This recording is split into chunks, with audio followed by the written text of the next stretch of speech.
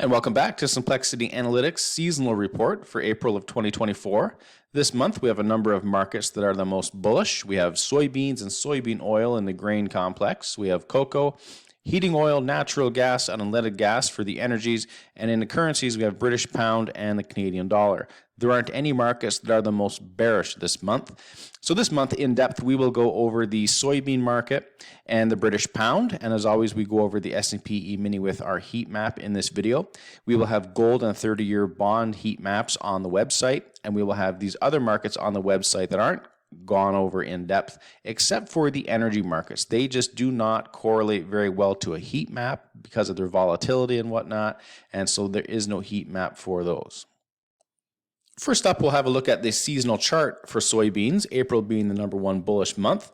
62% of the Aprils in this backtest have had a price close higher than it has opened, and in the 20 plus years it has had a net of just over $33,000. On the chart, if we look back 3 years ago, this is April of 2021, we saw a very big rally towards the end of April and into May. 2 years ago, much the same thing, although the rally wasn't quite as big.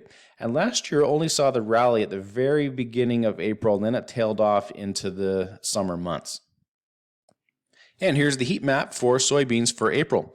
First thing to take note of here is there's not a single red bar. So that means this is a very bullish month, and there's quite a bit of bright green here as well. That indicates the strong areas of bullishness. And so using a $1,600 stop, which is located up here in the upper left corner, we see that we have a 100% day here in the trading day of the year. This is day number 68. We have a 100% date here. This is date of the year. That's specifically April the 8th. So this is a very strong time. We have a lot of bright greens horizontally and vertically, and it lines up with these 5-day holds, no surprise. We have a good time to enter a 5-day hold at the end of the first week, and then we have another one here at the beginning of the second week. So that means we have a holding period between the end of the first week all the way into the third week. So that's the very bullish time for soybeans for April. Switching over now to the British pound market, we're going to have a look at its seasonal chart. And there's a couple important things I want to point out. Number one is that 83% of Aprils have finished higher than they have opened. That's a pretty staggering number. And in those 20 years in the back test, we've had just over a $25,000 net gain on those trades. And the second thing I want to point out is that seasonally, looking at the Simplexity seasonal indicator at the bottom, May is approximately the seasonal top in this market. We see how April comes in, we have a very strong rally in April. Once May comes, we start seeing a decline. That decline continues on for most of the summer, and we see each year this pattern repeat itself over and over. So April is kind of like the last hurrah for this market, and we see a very big rally before it starts to decline. And on the chart, 2 of these 3 years have seen that. 3 years ago, we have a very strong rally in April. May comes in, and then we start its decline. That decline lasted through the next April and all the way into the fall of that year. Last year, we saw April with a really good rally. May or June, July comes in, we see that seasonal top, and then we have a decline into the fall again.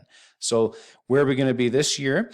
Well, we've already been in a little bit of a rally since last fall, but by and large, the last year has been pretty much in a trading range. So look for a few more bullish weeks ahead before we head into that May-June area where it starts to decline again.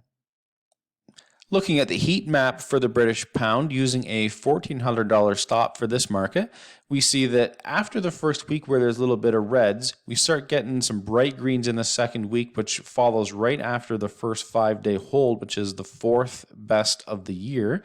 We get a bunch of bright greens in this second week with another 5-day hold. This is the best one of the entire year. It's 21-1 in 22 years in the back test, 95%, $16,000 net profit. And in these bright green days that are part of this 5-day hold area, we have a bunch of 91%, 95s. We have 100 over here in the trading dates. So the specific date of April 11th is 16-0 using a $1,400 stop for the British pound. So we can hold all the way from the very end of this first week, or maybe even wait till the Monday or Tuesday of the second week, and we can hold into the third week where we have still a bunch of bright greens with 80+ percentages. So then we have a little bit of green down here at the bottom as well. Not as quite as many bright ones. Well, you do have a really good day here in the trading day of the year at 91%. But really the focus here for the British pound is in week 2 and 3 with a few 5-day holds in there as well. And lastly, we'll have a look at the S&P E-mini seasonal chart for April. April we have ranked as the 3rd most bullish month for the E-minis. Even though this 88% is actually the best winning percentage of any month of the year. What brings it down into the 3rd spot, though, is just because this $32,000 that it has net kind of lags behind a number of the other months. But on the indicator, we see how strong April has been. It comes off of the March lows, and then we see a sharp increase each of these Aprils.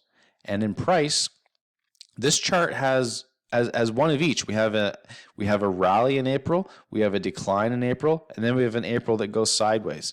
So it has had a little bit of everything the last 3 years. This year is looking an awful lot like it did 3 years ago, where we have the market like a staircase, just a massive rally heading into April, and then that continued. This year, we have a massive rally heading into April. Now the question is, will that continue? Well, we're in a massive bull market right now, and until we have indication otherwise, we want to remain bullish and take those buy signals, which we will show you on the heat map, the best areas for those coming up.